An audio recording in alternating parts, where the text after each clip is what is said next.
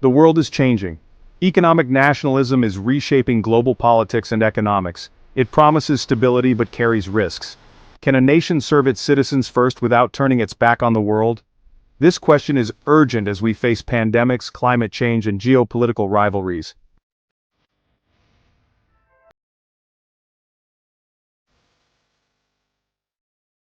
Economic nationalism promises security and stability. It shields us from global competition and protects our way of life. Critics warn it leads to isolationism and stifles innovation. The debate pits worker against CEO, rural against urban. We must balance economic security with global engagement.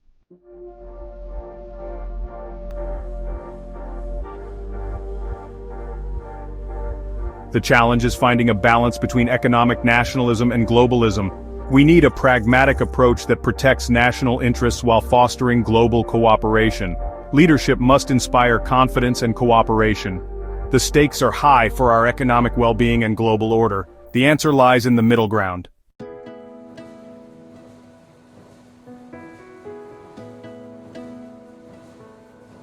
Economic policy has always swung between openness and protectionism. From mercantilism to laissez-faire, each era shaped global trade.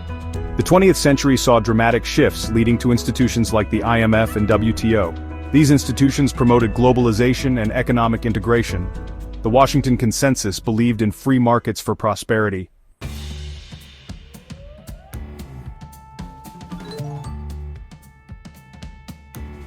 America's economic journey has been turbulent.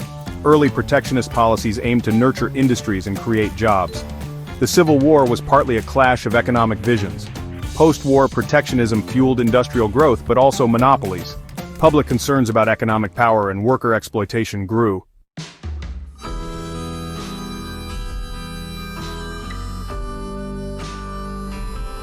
The Great Depression exposed the dangers of protectionism.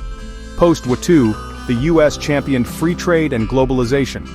Globalization led to job losses and economic dislocation. The 2008 financial crisis eroded trust in globalization. China's rise challenged U.S. economic dominance.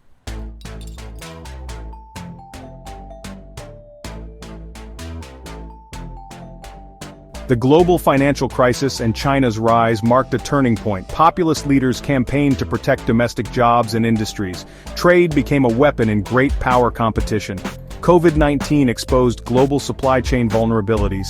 Economic nationalism and protectionism are on the rise.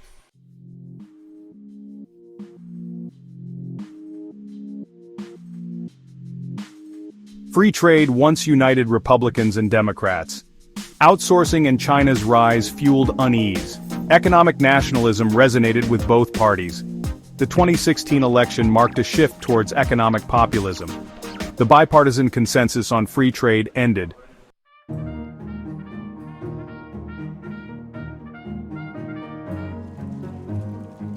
Both parties saw China as a challenge to U.S. interests.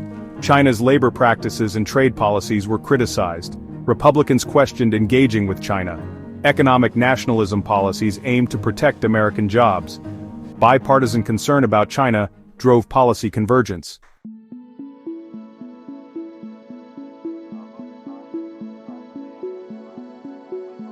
Both Trump and Biden administrations took assertive economic actions towards China. Tariffs and reshoring manufacturing were key strategies. Trump renegotiated trade deals to reduce deficits. Biden maintained tariffs and prioritized labor rights. Industrial policy aimed to counter China's rise and protect U.S. interests.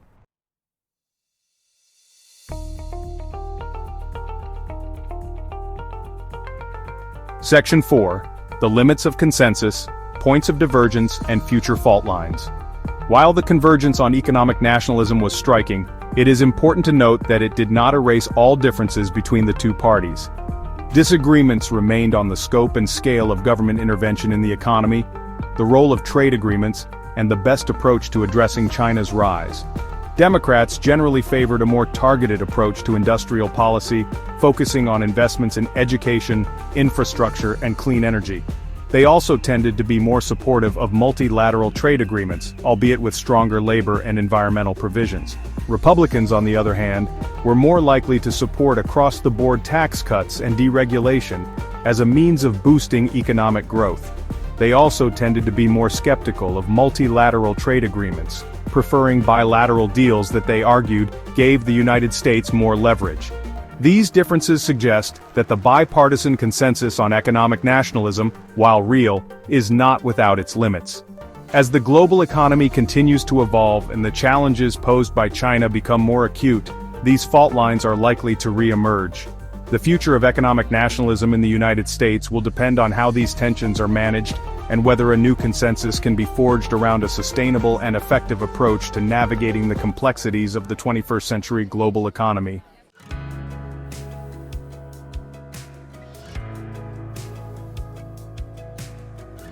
Section 1.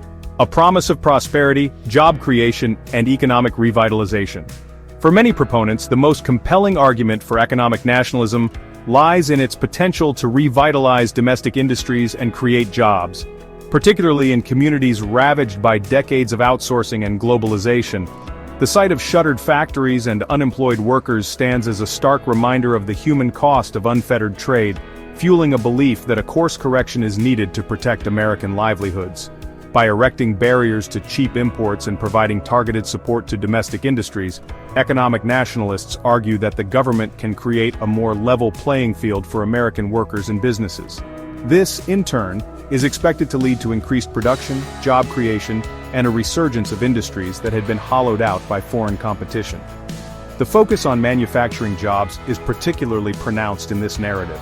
These jobs, often unionized and offering middle-class wages and benefits, are seen as the backbone of a strong middle class and a source of national pride. Bringing back manufacturing is thus portrayed not just as an economic imperative, but also as a way to restore a sense of dignity and purpose to communities that have felt left behind. Beyond job creation, economic nationalists point to the broader benefits of a more self-reliant economy. By reducing dependence on foreign suppliers, they argue, the United States can insulate itself from global supply chain disruptions, protect its critical industries from predatory trade practices, and ensure that the fruits of economic growth are more evenly distributed among its citizens.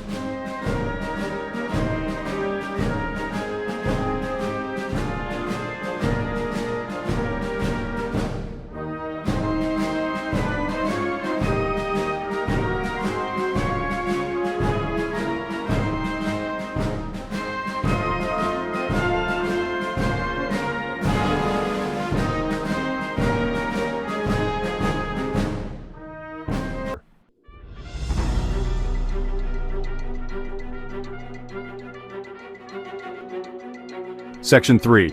Leveling the playing field, countering unfair trade practices. A central tenet of the economic nationalist argument is the belief that the global trading system, far from being a level playing field, is rigged against American interests. They point to a litany of unfair trade practices employed by countries like China, including currency manipulation, intellectual property theft, forced technology transfers, and state-sponsored dumping of cheap goods on the global market. These practices, they argue, have resulted in a massive trade deficit for the United States, costing millions of American jobs and undermining the competitiveness of key industries. They argue that traditional free trade agreements focused primarily on reducing tariffs have failed to address these deeper structural issues, allowing countries like China to game the system to their advantage.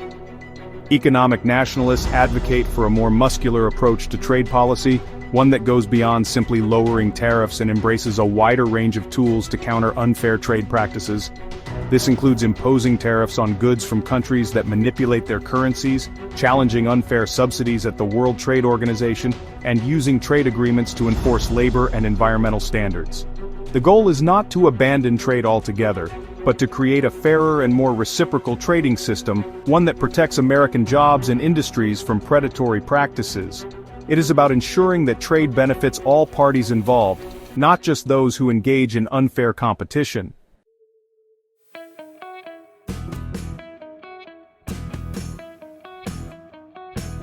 Section 4. Resilience and Self-Reliance.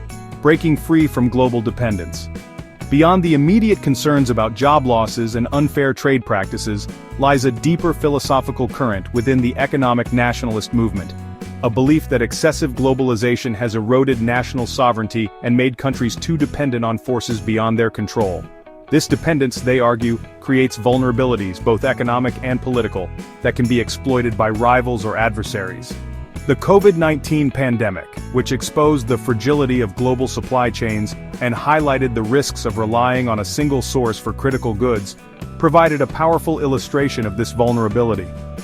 The sight of countries scrambling for masks, ventilators, and other essential supplies underscored the importance of national resilience and the ability to provide for one's own citizens in times of crisis. Economic nationalists argue that by diversifying supply chains, investing in domestic production, and reducing reliance on potentially hostile nations, countries can enhance their resilience and reduce their vulnerability to external shocks. This is particularly important for essential goods such as food, medicine, and energy, where disruptions can have severe consequences for national security and public health. This emphasis on self-reliance does not necessarily imply a retreat into isolationism or a rejection of international trade altogether. Rather, it suggests a more strategic and selective approach to globalization, one that balances the benefits of trade with the need to protect national interests and maintain a degree of economic sovereignty.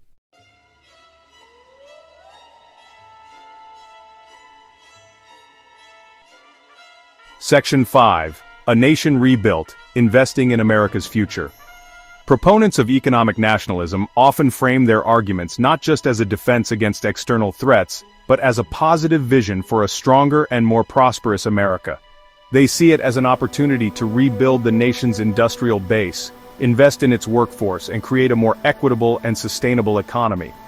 Central to this vision is a belief in the power of government to shape the direction of the economy and promote national competitiveness. This includes investing in infrastructure such as roads, bridges, and broadband internet to facilitate commerce and connect communities. It also involves supporting research and development in key technologies such as artificial intelligence, biotechnology, and renewable energy to ensure that the United States remains at the forefront of innovation. Economic nationalists also emphasize the importance of investing in education and workforce training to equip American workers with the skills they need to compete in the global economy. This includes expanding access to vocational training, apprenticeships, and community colleges, as well as providing support for workers who have lost their jobs due to trade or automation to transition to new industries. By making these strategic investments, economic nationalists argue that the United States can create a more resilient, innovative, and equitable economy, one that benefits all Americans, not just a select few. They see it as a way to restore America's economic leadership, create high-paying jobs, and ensure a brighter future for generations to come.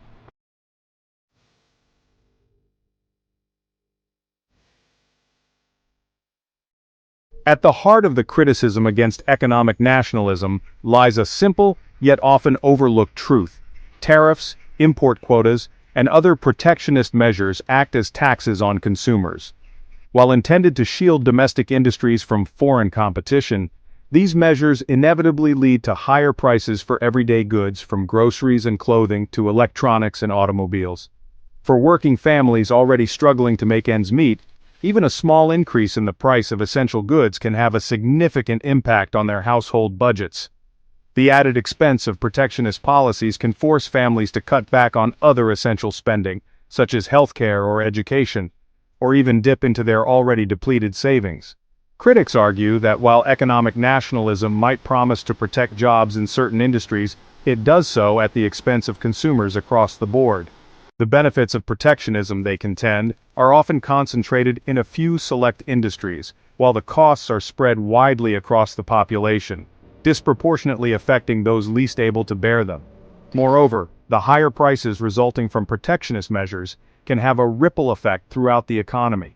Businesses that rely on imported inputs face higher production costs, which they may be forced to pass on to consumers in the form of higher prices for their products or services. This can lead to a spiral of inflation, eroding purchasing power, and further undermining economic growth.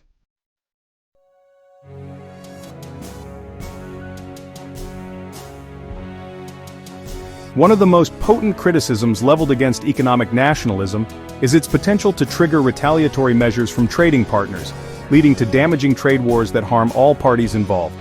When one country raises barriers to trade, others are likely to follow suit, creating a domino effect that can quickly escalate into a full-blown trade war.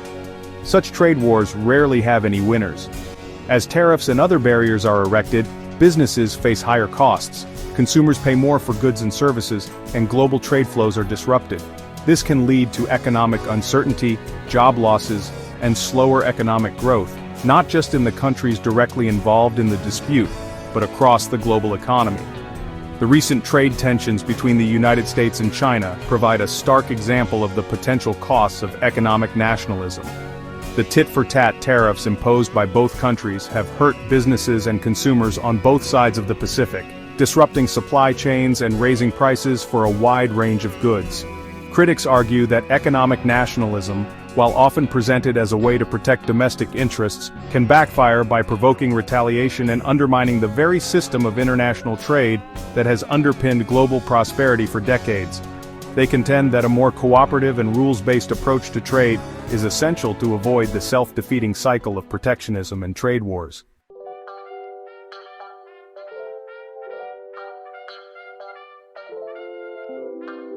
At the heart of the economic case against nationalism lies the principle of comparative advantage, a cornerstone of classical economics. This principle posits that countries prosper by specializing in the production of goods and services they can produce most efficiently relative to other countries and trading freely with one another. By erecting barriers to trade and encouraging domestic production of goods that could be produced more cheaply elsewhere, economic nationalists, critics argue, undermine this principle of comparative advantage.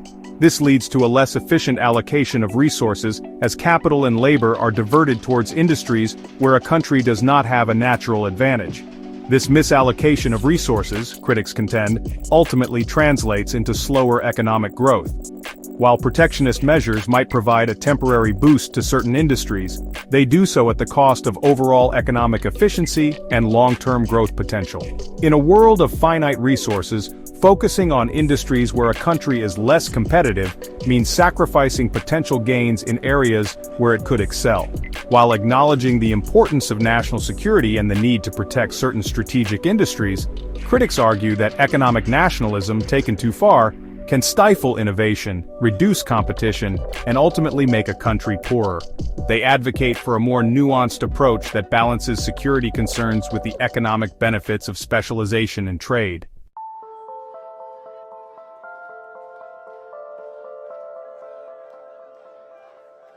Section 4. Crony capitalism and its discontents, picking winners and losers. A frequent criticism leveled against economic nationalism is its susceptibility to crony capitalism, where government intervention in the economy is used to benefit politically connected businesses and industries rather than to promote broader economic well-being. When the government assumes the role of picking winners and losers in the marketplace, critics argue, it creates opportunities for favoritism, corruption, and rent-seeking behavior. Protected from foreign competition and often showered with subsidies, tax breaks, and other forms of government support, favored industries have little incentive to innovate or become more efficient. This can lead to stagnation, higher prices for consumers, and a decline in the overall competitiveness of the economy. Moreover, the process of picking winners and losers is often fraught with political considerations, rather than sound economic judgment. Decisions about which industries to protect or promote are often influenced by lobbying efforts, campaign contributions, and other forms of political pressure, rather than objective assessments of economic merit. Critics argue that this politicization of economic decision-making undermines the efficiency of the market and distorts investment flows. Instead of capital being allocated to its most productive uses, it is often directed towards industries favored by those in power, regardless of their long-term viability or contribution to overall economic growth.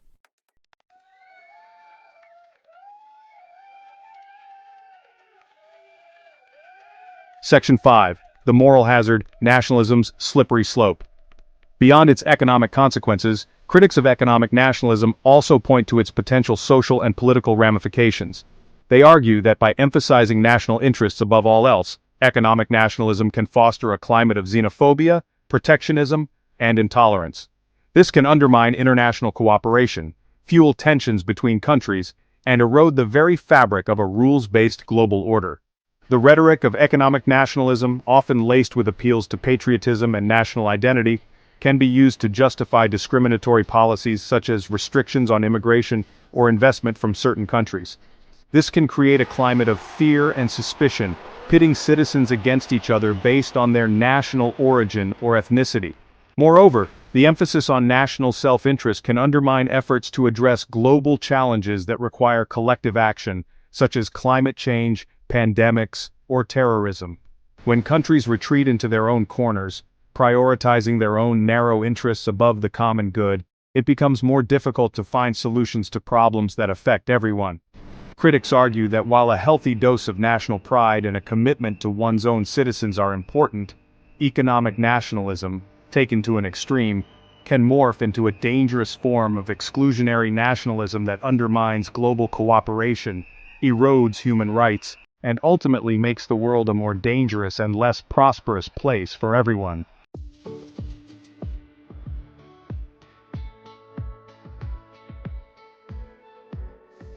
Section 1. The Art of the Possible. Navigating between extremes. As with most complex issues, the path forward in the debate between economic nationalism and globalization likely lies not in rigid ideologies or all-or-nothing propositions, but somewhere in the nuanced and often messy middle ground. The challenge is not to choose one side over the other, but to find a sustainable balance, a way to harness the benefits of both approaches while mitigating their risks. This requires a recognition that the world has changed since the halcyon days of unfettered globalization.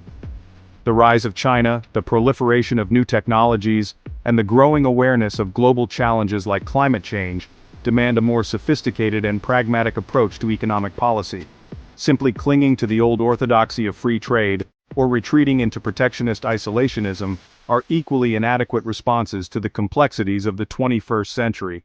The art of the possible lies in crafting an approach that is both principled and pragmatic, one that upholds core values like fairness, reciprocity, and sustainability, while also recognizing the legitimate right of nations to protect their own interests and pursue their own economic destinies. This requires a willingness to engage in tough negotiations, to make strategic compromises, and to adapt policies to the ever-changing global landscape. Above all, it demands leadership that can articulate a clear and compelling vision for the future, one that inspires confidence both at home and abroad. A vision that recognizes the interconnectedness of the global economy, while also acknowledging the anxieties and aspirations of citizens who feel left behind by the forces of globalization. A vision that seeks to build a more prosperous and sustainable future for all, not just a select few.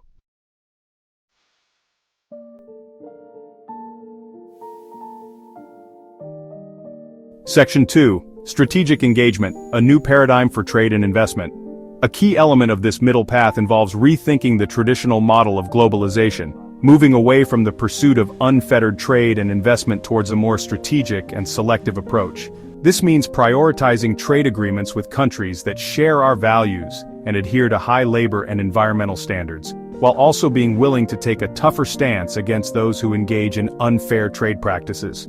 It also means recognizing that not all industries are created equal. Some sectors, such as those related to national security, critical infrastructure, or essential goods, warrant a higher degree of government attention and support, even if it means deviating from pure free market principles. This does not necessarily imply picking winners and losers, but rather acknowledging that certain industries are too important to be left entirely to the vagaries of the global marketplace. This strategic approach to globalization also involves diversifying supply chains, reducing dependence on single suppliers, and investing in domestic production capacity, particularly in critical sectors. The COVID-19 pandemic provided a stark reminder of the vulnerabilities of over-reliance on global supply chains, highlighting the need for greater resilience and self-sufficiency. In this context, the concept of friendshoring has gained traction as a way to balance the benefits of trade with the need to mitigate geopolitical risks. This involves shifting supply chains away from potentially hostile nations towards allies and partners who share our values and interests. By strengthening economic ties with like-minded countries, we can create a more resilient and secure global trading system, one that is less susceptible to disruption and more aligned with our strategic objectives.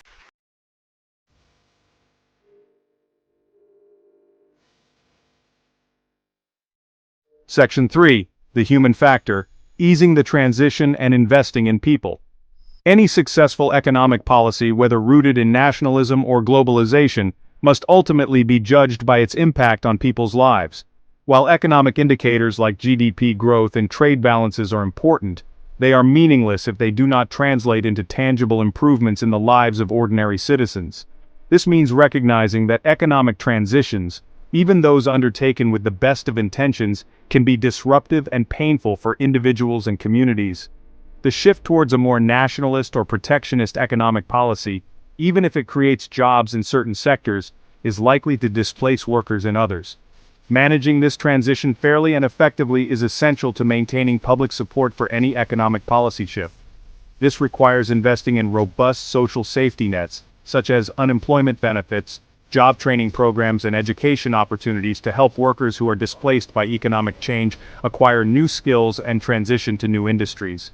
It also means providing support for communities that have been hit hard by factory closures and job losses, helping them to attract new investments, revitalize their economies, and build a more sustainable future. Ultimately, the success of any economic policy depends not just on sound economic principles but also on a commitment to fairness, compassion, and a belief in the potential of all citizens to contribute to and share in the prosperity of their nation. By putting people at the center of economic policymaking, we can navigate the complex terrain of globalization and nationalism in a way that benefits everyone, not just a select few.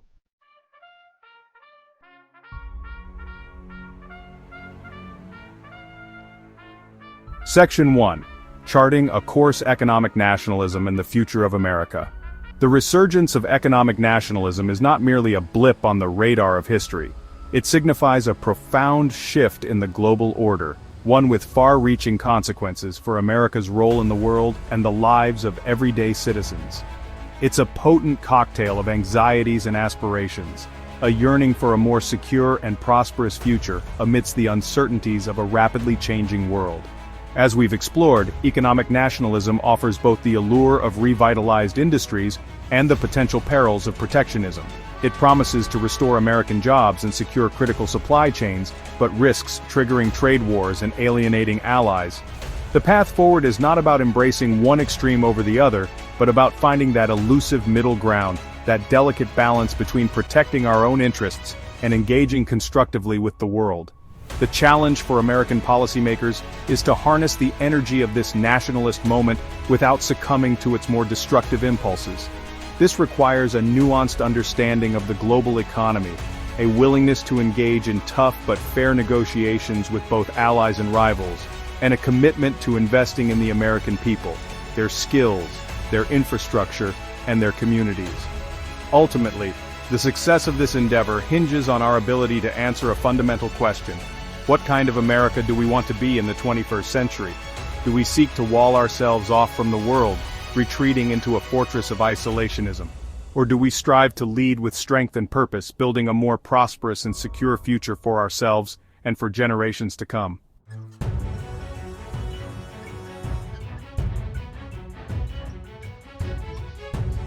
Section 2. The Global Balancing Act, Navigating a World in Flux. The resurgence of economic nationalism in the United States is not an isolated phenomenon. It's mirrored in countries around the world, from the rise of populist movements in Europe to the growing assertiveness of China on the global stage.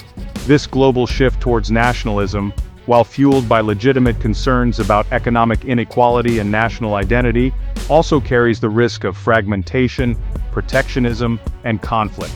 In this environment, the temptation to retreat into our own corners, to prioritize narrow self-interest over global cooperation, can be strong.